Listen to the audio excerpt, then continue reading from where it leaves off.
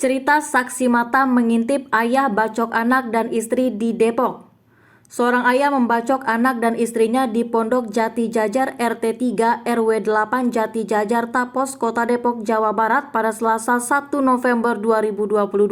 Kepala Satuan Reses Kriminal Polres Metro Depok AKBP Yogen Herwes Baruno mengatakan kronologis kejadian pelaku menyerang membabi buta.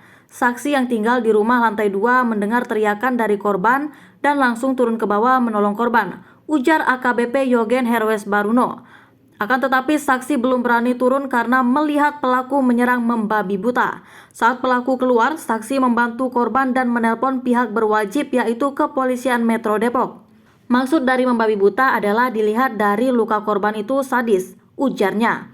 Jadi saat ini kami masih menunggu hasil visum dari rumah sakit. Lanjutnya lagi, ia menjelaskan korban mengalami luka di bagian tubuh, mulai luka kepala korban sampai bagian tubuh. Untuk anak terdapat luka di kepala, lalu ada mata serta leher, imbuh Yogen. Namun untuk istri saat ini masih kritis, lukanya terdapat di muka dan badan, tapi masih belum tahu pasti hasilnya seperti apa, sambungnya lagi. Pelaku menghabisi istri dan anaknya menggunakan senjata tajam yaitu parang. Menurut AKBP Yogen Herwes Baruno, masih belum bisa memberikan kepastian apa penyebab dari kejadian ini. Pengakuan saksi mata dan keluarga. Berdasarkan informasi yang dihimpun Tribun di lokasi, Rizky Noviandi Ahmad menghabisi anak perempuannya berinisial K yang berusia 11 tahun dan Nila Islamia yang berusia 30 tahun yang merupakan istrinya. Hingga saat ini belum diketahui secara pasti motif Rizky Noviandi membacok anak dan istrinya tersebut. Nila Islamia sedang kritis di rumah sakit dengan luka sabetan senjata tajam di beberapa bagian tubuh. Seorang warga, Misan, mengatakan kaget mengetahui peristiwa pembunuhan yang dilakukan Rizky Noviandi pada Selasa 1 November 2022. Dilihat dari seragam yang dikenakan anaknya itu, mau persiapan sekolah sepertinya. Sebab rutinitasnya ibunya setiap hari mengantarkan anaknya ke sekolah.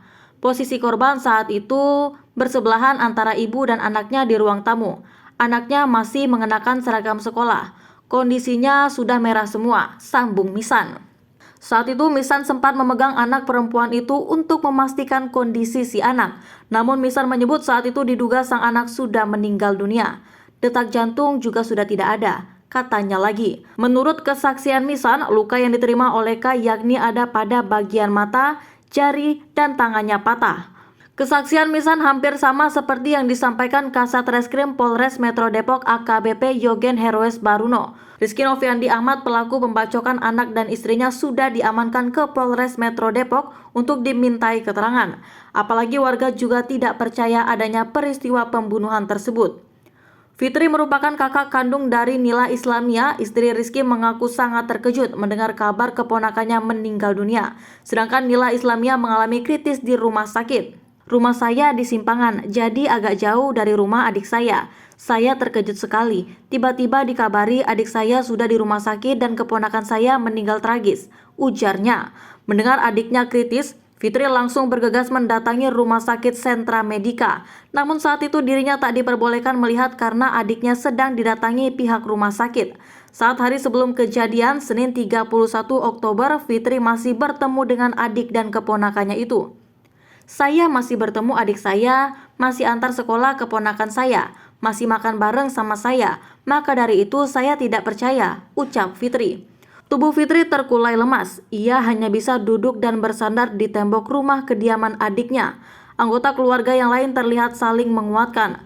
Pantauan di lokasi sekira pukul 11.43 Februari, kediaman satu keluarga tersebut dipenuhi keluarga maupun para tetangga. Rumah dengan pagar bernuansa coklat itu sudah dipasang garis polisi berwarna kuning.